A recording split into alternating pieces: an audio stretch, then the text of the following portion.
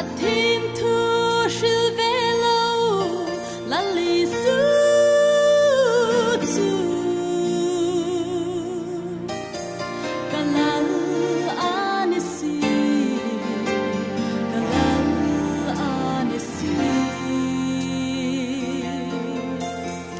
Athim thu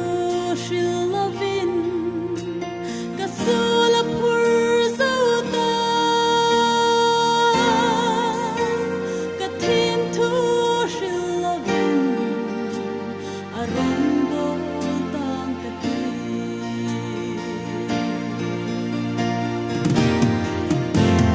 Kathim thu shil puma kalal ba sweet tumin kanan ram lam tlunga arong kabolain Mimpangai tulalpan arol ne moy takchan Kanawlong si tamba itim thu shil pamin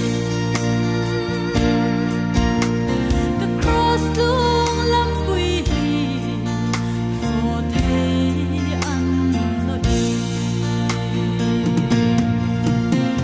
Athim thu shil velo lali su tu kalal anisi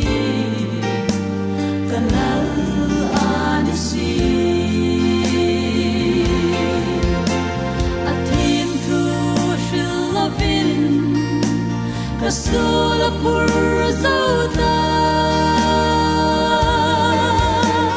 Kathim thu shil lovin arong bol tang kati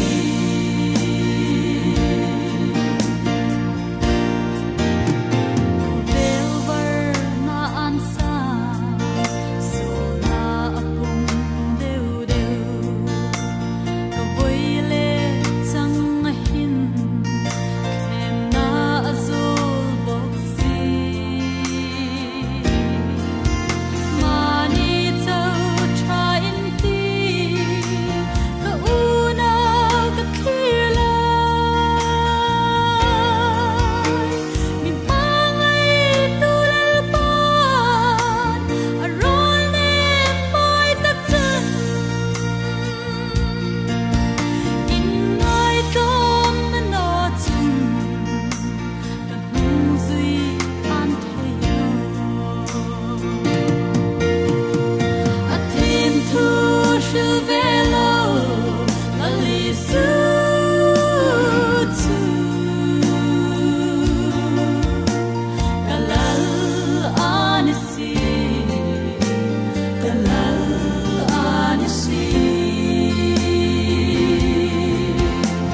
Athim thu shil lovin kasula pur zauta